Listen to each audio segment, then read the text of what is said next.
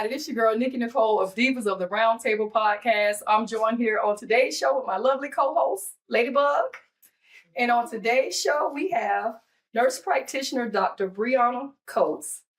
Breona Coats is the founder and owner of Coats Cares for Veterans LLC, an independent medical evidence consulting company dedicated to helping veterans strengthen their VA disability claims through high-quality medical documentation, education, claim evidence support.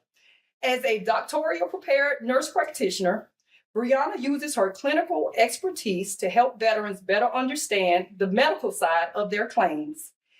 Through Coats Cares for Veterans, she focused on bridging the gap between a veteran's medical history, current diagnosis, and functional limitations. She also helps documenting their claims to help them get support with the VA. Coats Cares for Veterans is committed to providing vets with professional, compassionate, and thorough medical evidence to support them and help them feel more prepared and not alone while moving through the claims process. Ladies and gentlemen, please welcome to the show, Dr. Breona Coats. All right, glad to have you. Glad to have you on the show. Yes. So, I met Dr. Coats at Tunnels to Towers. It was an event here in Jacksonville to where they're dedicating a hotel to housing homeless veterans. Okay. Mr. White, who was on the show before, Mr. John White, introduced me and her, and I felt like it was something that a service that you provide to the veterans and people in the community that a lot of people may not know that you are out here, that you have these services to offer. So we wanted to invite you onto the show so that you can talk and let our viewing audience know what exactly it is that you do and how you can help them or maybe one of their loved ones who is a veteran move forward in the claims process. So thank you for coming. Thank you for having me. Thank you so much for coming. Okay. So the first question I had, because this is something that I was wondering when I read your bio and what it is that you do. Are you a veteran? I am not. You are not a veteran? I'm not a veteran. I have a lot of veteran family members. And the mission behind Coats Cares for Veterans is I actually lost my 30-year-old brother to veteran suicide in 2022. Oh. And some of the things he struggled with was getting his benefits. And the process for him was mentally challenging. Okay. And he eventually went through services similar to what I offer. Eventually got them.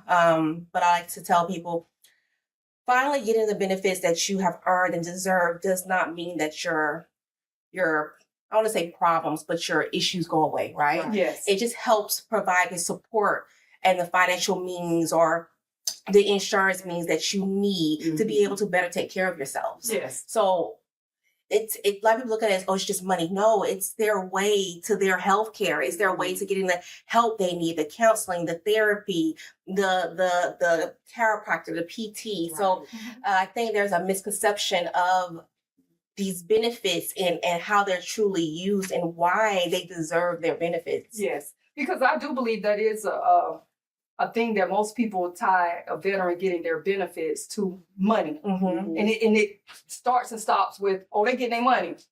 But in reality, they're getting access to a vast amount of different services that can help them being, some in war times. A lot of veterans go through and never experience war, but you have some that do. And even not experiencing war doesn't mean you haven't experienced trauma. Great.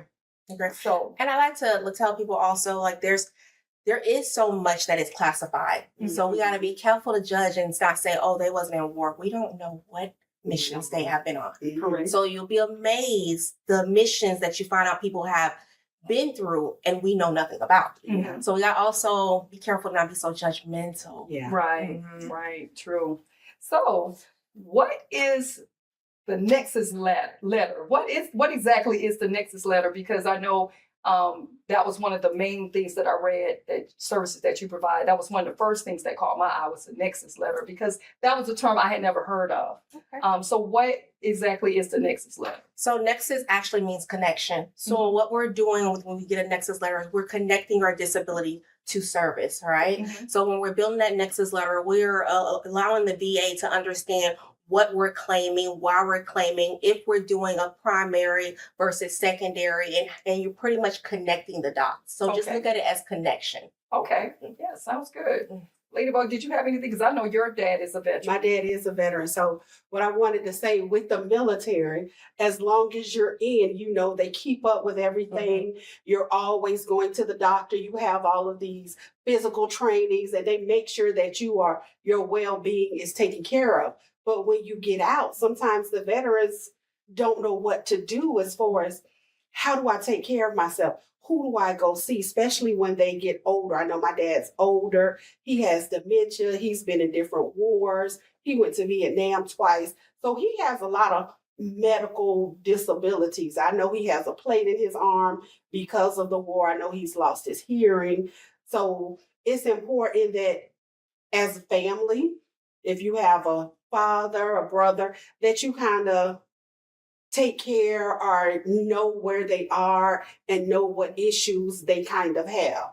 Because we all play a part in making sure they're okay. And the hardest thing I think still going on is just making sure that they have enough services. So what is one of the most challenging things as far as with the veterans, with their health care? What is one of the most challenging issues or problems that family members have with their veterans or veterans have, period? So I think one of the biggest challenges is veterans understanding that, hey, there are services out there for you. So it's first understanding that there are benefits that you can get. Right. So a lot of veterans don't even know that they have that option or know the route to get to the benefits.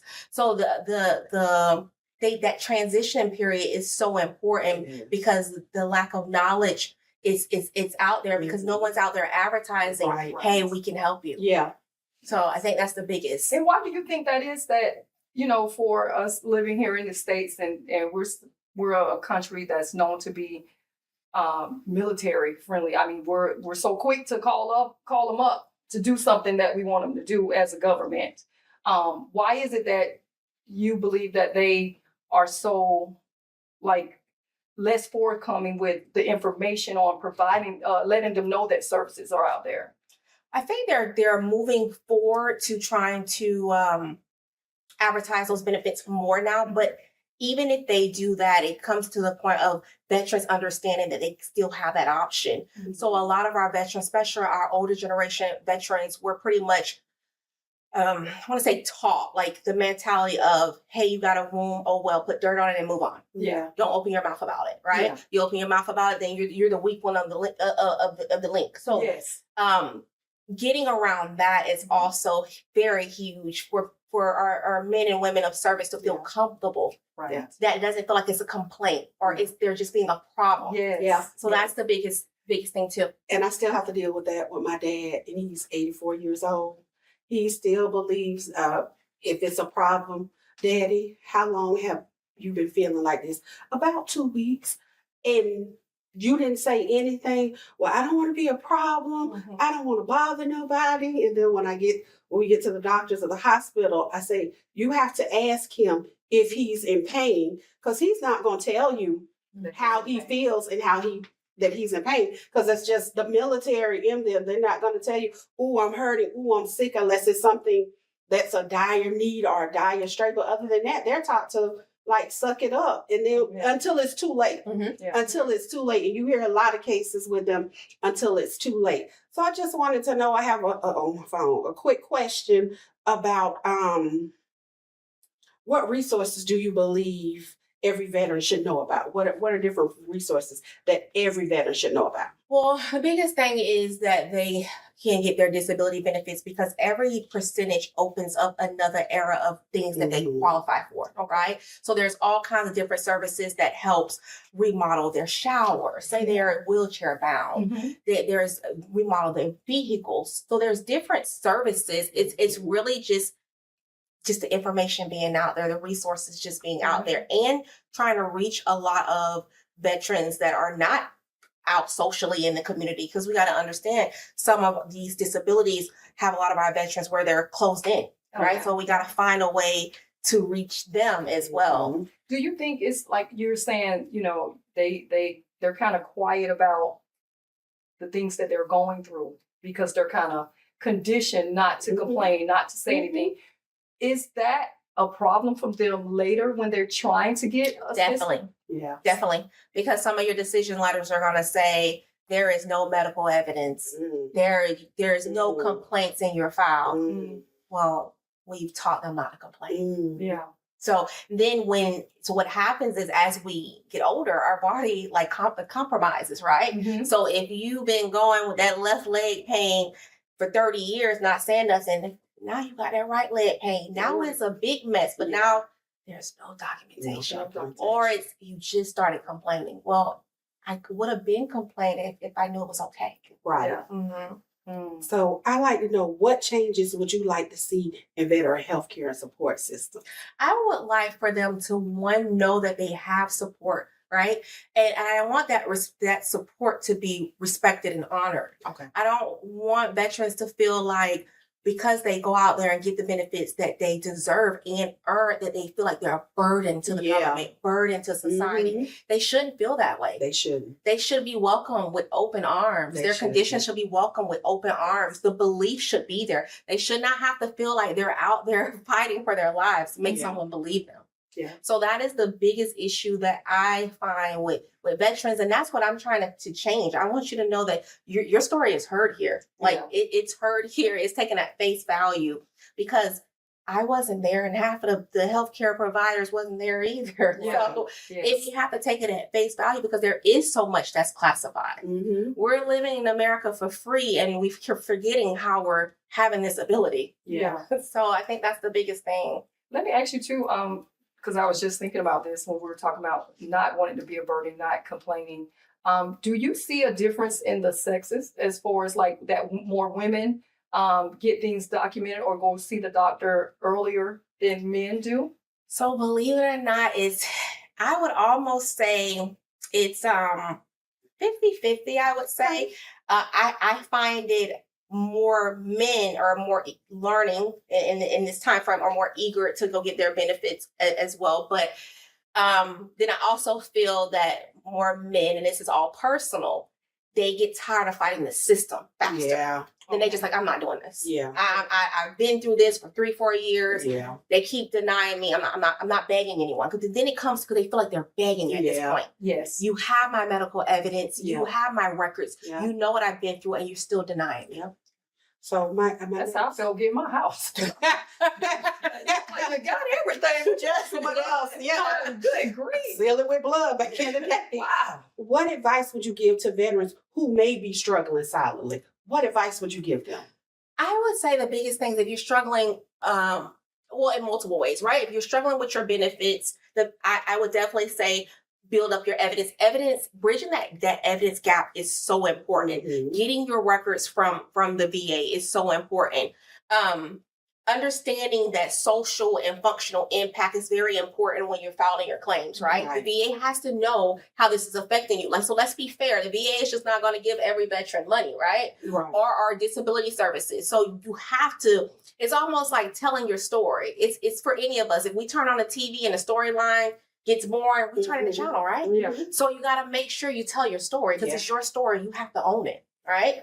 So not that you have to make people believe you, but you got to make sure you get the story out the right way, Yes, right? So you correct. have to tell your story. And you can't be afraid to tell your story because a lot of, there again, it goes back to, I don't want to be a burden. Mm-hmm. Or especially men. I don't want Yeah. them to feel I'm less of a man. Yes. No, you're not. You went through this and I thank you for this. Mhm. So feel free to tell your story. Yes. And I also think it's important that as family members, you're able to speak Mhm. for your family member. Because a lot of times my dad goes to the doctor and he tells him one thing, Mm-hmm. and then I'm looking, or they'll call me and say, okay, so let me ask you a question. And I was like, no, he can't do that.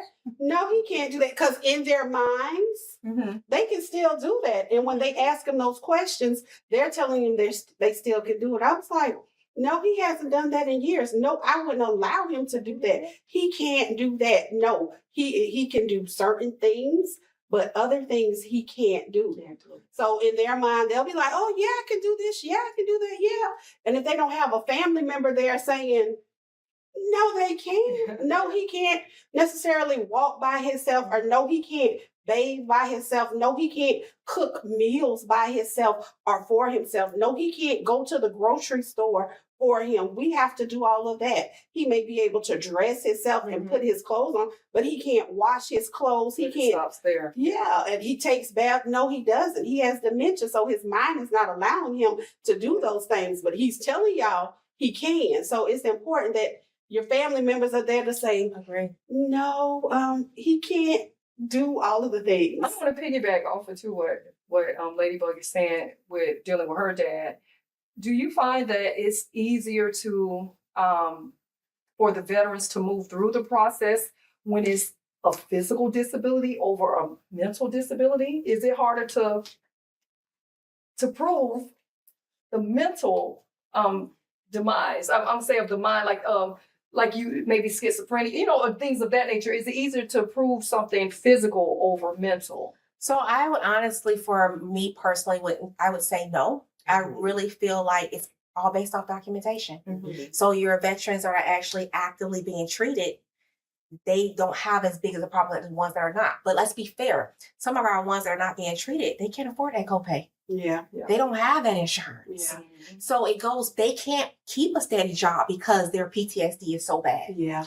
So it goes back to lack of resources. So this veteran is not no better than this veteran just because they have better resources, because this veteran may not have the ability to get those resources. Right. So with all of those, the medical documentation and the things of that nature, going to the appointments and getting a paper trail, basically, is that something that they could do solely through the VA if they don't have private insurance? So they can't if the VA accepts, allows them to have VA services. So I'm not 100% sure on how they allow which veterans to go to the VA and which ones they don't. Okay. But even still, it really just depends on what they're claiming too, right? So and then we're still going back to, did you ever go to sick call when you were in the military? Okay. Or did you put, as one veteran said, put dirt on it and move on, right? Because then they're going to say, we went through your VA records and there is no complaints the whole entire time. So it just becomes really conflicting, really. Okay. So let me ask you a question, because I know it's very important. Why is mental health awareness so important in the veteran community? Oh, it's very important. So that's something my brother struggled with. So it's very dear to me. Mental health is because you don't know the battles that they're going through. I don't care. My brother was saying he was fine. And we were literally welcoming my mom loves grandkids as well. So they were welcoming the first grandkids and they were back to back. So one was due in October, one was due in September, and one came in October. And he decided it was time in August. So it was very difficult because we were raised in a Christian household, very strong in our beliefs. He appeared that everything was fine.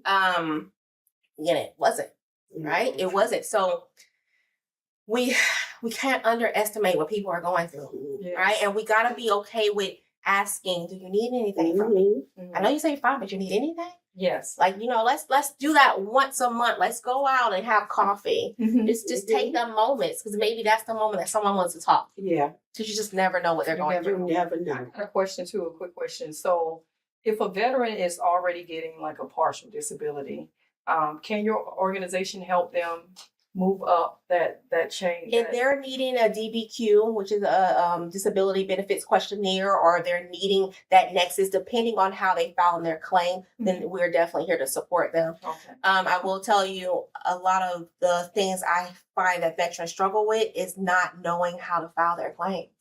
So that is very important too, because if you file it wrong, or you try to connect a secondary to the wrong primary, it's going to be denied. Yeah. So I think a lot of people in any kind of like even dealing with in the surgical community, like putting out those having it documented correctly, and when it's submitted to the insurance companies and stuff, is certain their verbiage that needs to be said in a certain way for it to just go through. Yeah, so I totally get it. I'm glad that you are here providing the service for these guys, for men and women. For men and women. So let me ask, with veterans, I know people think that veterans are usually older, but do you see more younger veterans coming in for services because they kind of, don't know where to go or they don't have family? So are you getting a lot of younger veterans that are coming in for help and support? So believe it or not, I feel like your younger veterans are more aware Okay. of the services that are out there. So they know what it means to need a Nexus letter or a DBQ. They know what that means. So I just feel like in the military, because I can remember, I guess, when my dad retiring from the military, because I was young. I was like 9 or 10 when my dad retired from the military. So I remember, like, okay, your dad's retiring. He's no longer going to be in the military, and he was talking to us about it. But now that I'm thinking about it, they never really talk about what to do next if you need additional help, if you need additional services, because my dad was like 39 or 40, maybe how old I was 10. So he was like 42 or 43 and did 20 years already in the military, not thinking that he was going to get older and he's going to need support. So I just want to know, what do they tell the veterans about their medical benefits, or if you're going to need help in service? What do they really tell them? So there are a lot of transition programs now. So they are implementing, I must say they are implementing a lot of transitioning programs, and they're also now starting to give funding for programs that help with transitioning. So the education is starting to be out there. And even now, and I must say, if it's not coming from the VA, thanks to Facebook, Instagram, YouTube, there's more knowledge being put out there than it was there for our older population. Yeah. So what exactly is it? Let people know exactly how that you can help them. If, say, for instance, I come, because like, I'm gonna just say I'm in a similar situation like Ladybug is. My dad is older. I've never served in the military, so I'm coming into this thing and he's suffering from dementia or something like that. How can a layperson just come in and get started in this process of helping our parent who probably came from an older generation and didn't know those services was out there? What is the first step that I would have to do to get the ball rolling to help my parents? So the biggest thing I like to tell veterans is you have a lot of resources, utilize them, right? We have VSOs that you can go to, and we actually have some very good VSOs that you can go to and get your process started. What is a VSO? So that's your service officer. So the VA has VSOs that help get your claim process. These VSOs are able to get your records based off what you're claiming and then be able to assist you with filing. I come in on a medical standpoint if you need your Nexus letter or your DBQ, because you're trying to connect your condition to service. So that I use my medical expertise for that purpose. Okay, so they can use your services along with the VSO and move the process along for them. Correct. Because, like we were saying, if you have an older family member that definitely could use that help, that don't know that it's out there, because a lot of older people don't even use the internet. Like we said, it's out there on Facebook and all of these other avenues, but a lot of people don't use it. If it's not on the 6 o'clock news. That is true. They don't know it's They don't know. That is very or if they don't hear it or something like that, they don't know, because sometimes they're so, I'm not necessarily going to say unattached, but it's just something that they may not be interested in. Yeah. And if you're not there to say, hey, well, let me try and help you, then sometimes they're lost, because a lot of veterans want help and support, but they don't have any family members or people who they can depend on to help even try and navigate them. Like, hey, let's go to 8th Street, because I know the building is on 8th Street. Let me walk in. At least somebody might be able to point me in the right direction or get us started. So sometimes they need like a boost or help even in the right direction. I agree with that. So getting the correct disability or getting all your disability as a veteran can go along with your retirement.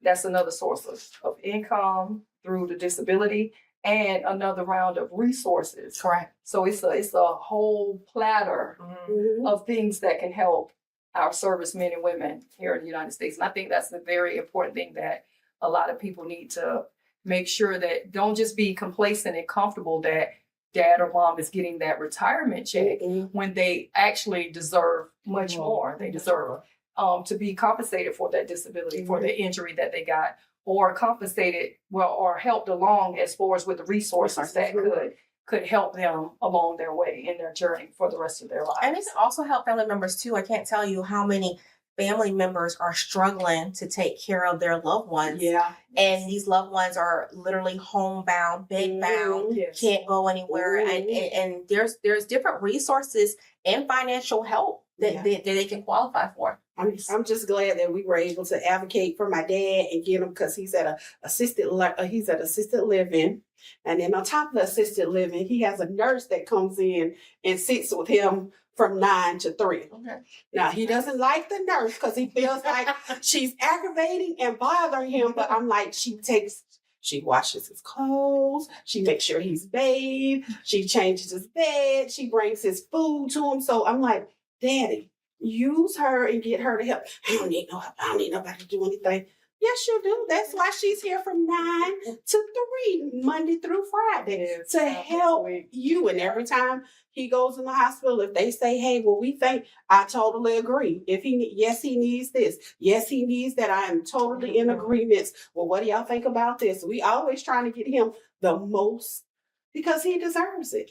They deserve it. They worked hard. They worked in horrible conditions. They've seen things that we can never imagine, and then they have to come back and face the reality of everyday life when you, especially that generation. Yeah, when you live in nightmares. That's what I was thinking. Like those servicemen and women that came back from Vietnam came back to hostility here in the States. Mm-hmm. So it was not like they were throwing a bunch of resources at them. They were throwing a bunch of slurs at them, and you know, and talking bad and talking down on them.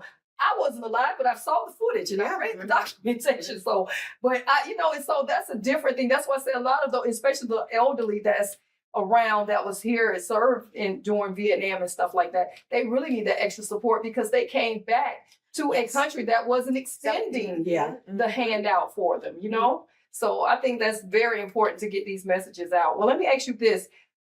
In the process, like of someone starting to file versus the completion, I know it's different for every case, but what is a rough timeline or time frame that you've seen helping veterans try to get their So it like ranges literally either between like 3 to 6 to 8 months. Okay. Oh, that's not so bad. in there, I will say that they're implementing, the VA is implementing different rules or policies that the claim, how long it's taking is starting to shorten. Okay, nice. That's good. But in the meantime, it's still the waiting period, right? Mm-hmm. I know. It's still the resources they need while they wait. So. Exactly. And that's the unknown. Yep. That's the unknown that hurts because they need the help. And, we always like, I want it right then and there, but with the military. Yeah, they say it's a hurry up and wait, right?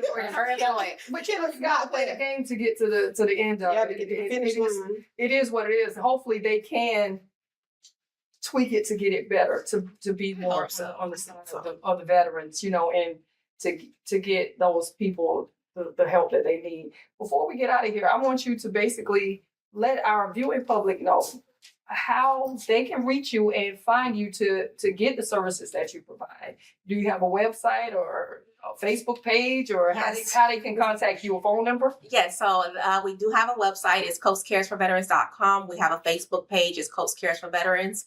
We do have a phone number. It's 904-951-1151. Again, that is 904-951-1151. All right, that's it. So I just want to thank you again for coming on the show and sharing with our viewing audience.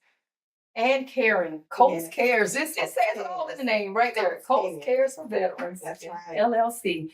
I want to thank Dr. Breona Coats for coming on the show today. And once again, y'all know my girl Ladybug, 28 years in education. She's almost to the end. It's like 11 days. These kids will be yours until August. So you better get all the snacks, all the food. Make sure you sign them up for summer camps at the schools if they have them, because summer camp will be filling up quick, and some of the summer camps and the communities are charging certain fees. So make sure you get your kids in for the summer, because the deadline is probably You're cutting close. And our girl, Spicy Red, she's on the road driving for FedEx. So if you see that FedEx truck, give a shout out to Spicy Red. And I want to say one thing too before we get out of here, riding on the back of what Ladybug said. Summertime is coming. You guys, please, please, please watch over your children at the lakes, at the pools, the beach. please watch over your children. We want to see these beautiful faces back next year. And also, though your children could be our future veterans. Mhm. So please look after them and take care of them. I have 5 grandchildren myself, and we have a family pool. So it's always high stress for me. I want to thank y'all for tuning in. Y'all have a good night. See you next time. Thank you. Good night.